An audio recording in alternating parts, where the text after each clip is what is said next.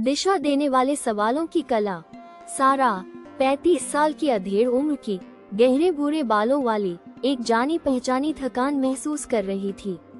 उसका 7 साल का बेटा लियो और 12 साल की बेटी माया लगातार उससे छोटे छोटे काम करने को कहते रहते थे। माँ, मेरे जूते की डोरी खुल गई है। माँ, रिमोट कहाँ है?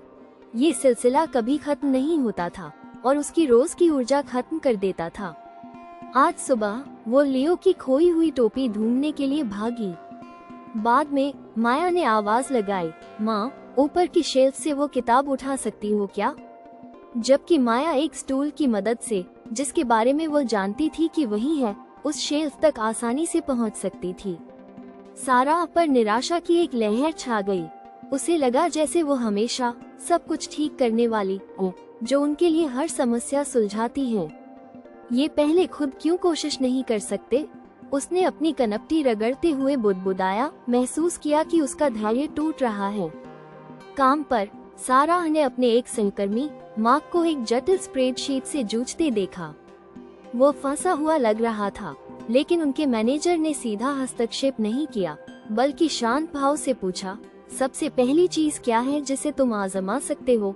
मार्क रुका, फिर उसकी आंखों में चमक आ गई। उसने टाइप करना शुरू किया, गलती ढूंढी और उसे ठीक कर दिया। उसके चेहरे पर गर्व की एक स्पष्ट चमक दिखाई दी। सारा ने देखा, मैनेजर के इस तरीके से वो प्रभावित हुई।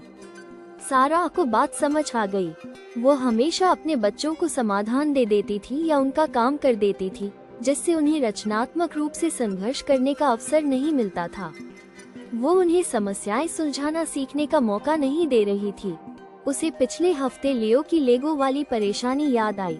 उसे खुद ही उससे जूझने देने की बजाय उसने डिनर जल्दी करने के लिए मुश्किल हिस्सा खुद ही बना दिया था। उस शाम लियो रोया, माँ, मुझे अपनी लाल ब्लॉक नहीं मिल रही। उसके हाथ उसकी जेब में थे। सारा ने गहरी सांस ली। उसे काम पर अपनी ऑब्जर्वेशन याद आ गई। घुटनों के बल बैठकर सारा ने प्यार से पूछा, यह मुश्किल है। तुमने अब तक कहाँ कहाँ देखा है?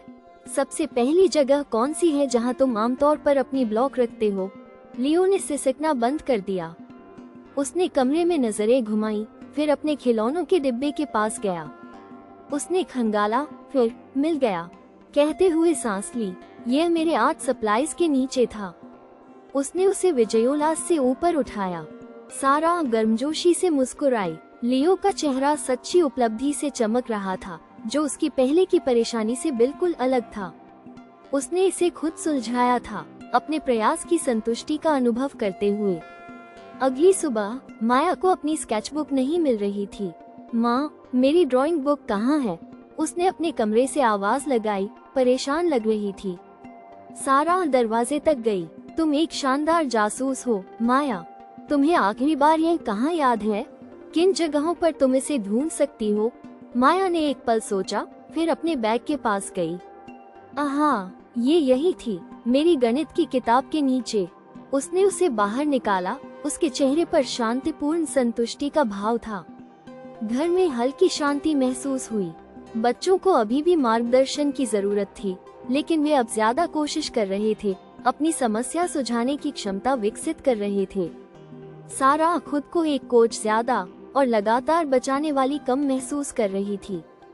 बच्चों को छोटी मोटी मुश्किलों से जूझने का अवसर देना और उन्हें तुरंत जवाब देने की बजाय सवालों से राह दिखाना, उनमें सहनशीलता, आत्मविश्वास और समस्याओं को सुलझाने के महत्वपूर्ण कौशल विकसित करता है।